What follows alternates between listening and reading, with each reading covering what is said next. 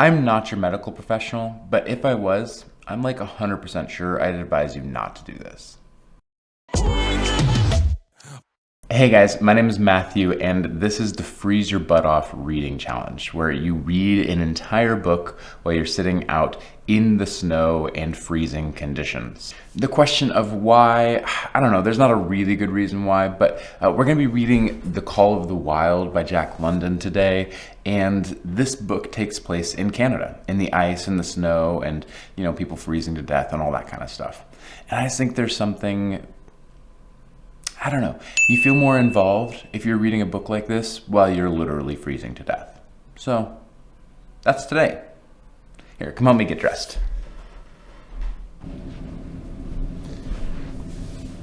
So, in the Midwest, many areas got peppered this week with snow.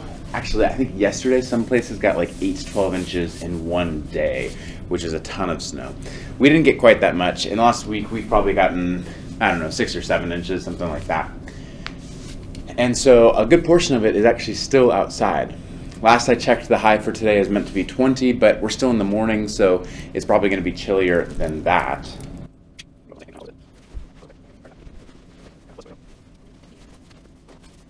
As far as clothes, I'm literally just wearing clothes. I don't have any electric heaters or hand warmers or anything like that. It's just normal clothes. So I hope this will be enough.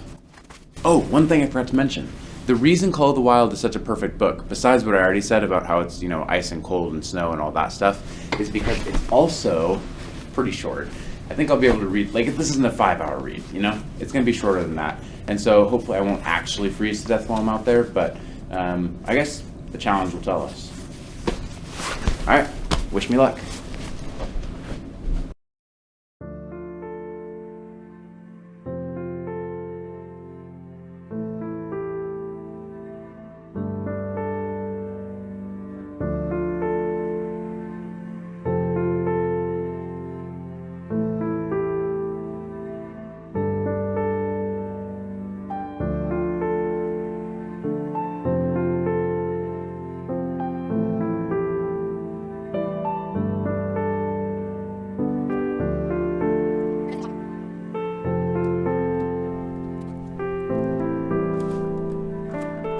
Can you hear me? Your head isn't quite in the shot.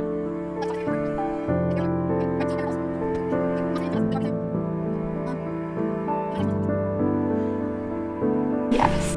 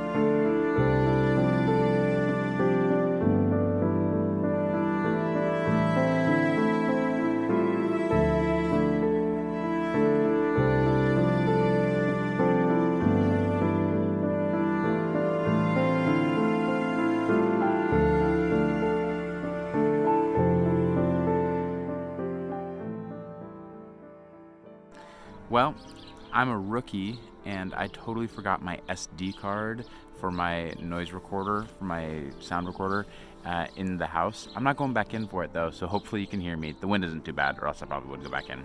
But I wanted to read a quote that encapsulates how I feel a little bit right now. It's not perfect, but it's close. Here we go. A chill wind was blowing that nipped him sharply and bit with especial venom into his wounded shoulder. He lay down in the snow and attempted to sleep, but the frost soon drove him shivering to his feet. Miserable and disconsolate, he wandered about among the many tents, only to find that one place was as cold as another.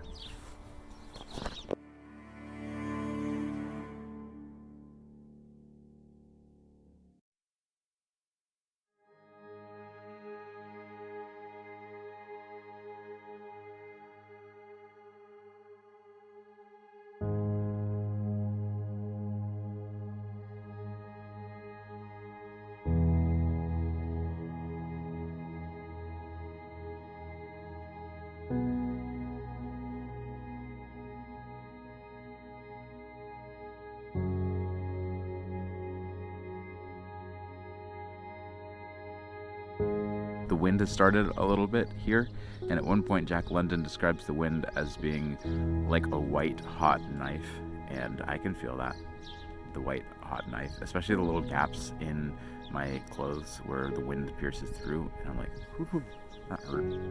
So that's nice how I can feel that part of the book now.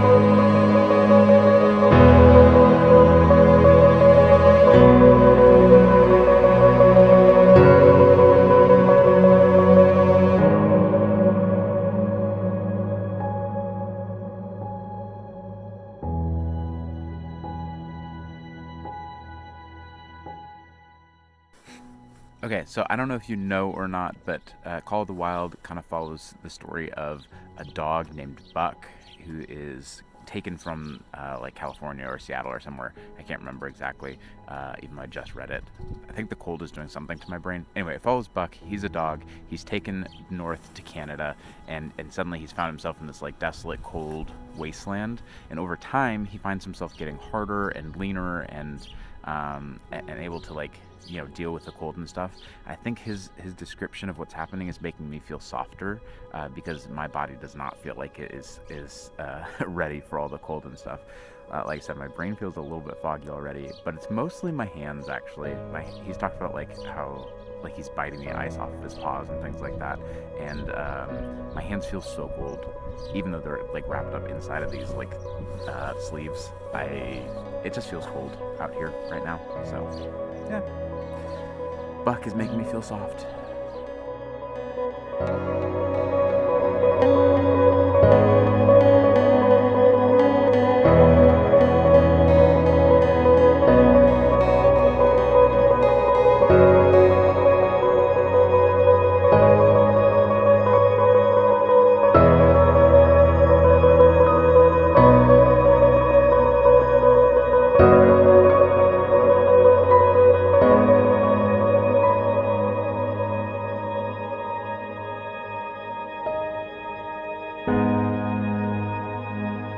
I feel like I need to read a paragraph in light of my current situation because it is funny to me. It says, Peralta nodded. He was ahead of the record then and gaining day by day. The trail was in excellent condition, well packed and hard, and there was no new fallen snow with which to contend. And it was not too cold. The temperature dropped to 50 below zero and remained there the whole trip. I don't know how that could be not too cold, but wow. I don't know what the temperature is right now, but I know it's not close to 50 below zero. I've been in negative 40 once, and that was too cold. So, oof.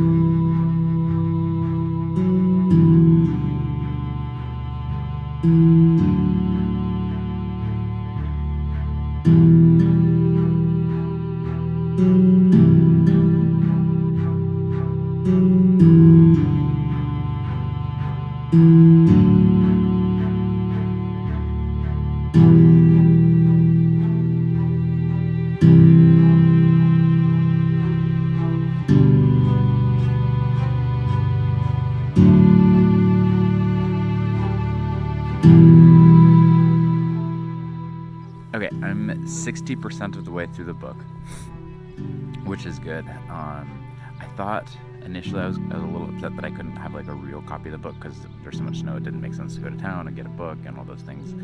But I'm actually really glad that I did have a Kindle for a couple of reasons. One, like I already mentioned, my hands are really cold and I just have to reach out and tap the little thing. I don't have to turn pages or hold the book in a special way.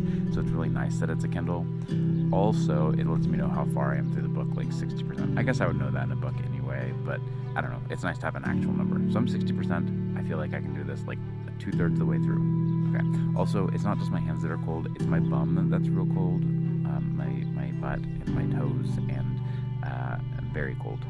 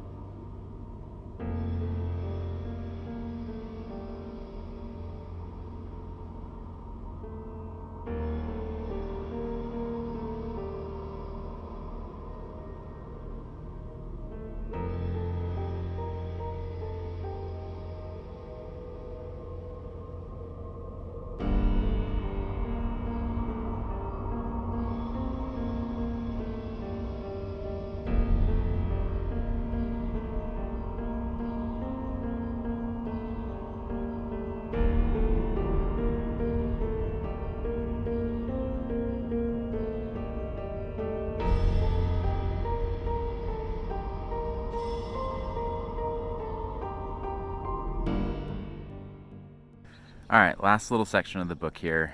I know that I put frostbite in the thumbnail as a bit of a joke, but also I think my feet sweat a little bit, and the snow underneath them has turned to ice because of the warmth from my feet, and so I don't think I've got frostbite. Sorry, just to be clear, I haven't been out here long enough for that. But I actually now realize like this isn't like you really could get frostbite. Like that's possible, not from something like as short as a few hours out here, but if you're out here for a couple days or something, or even overnight, like definitely possible.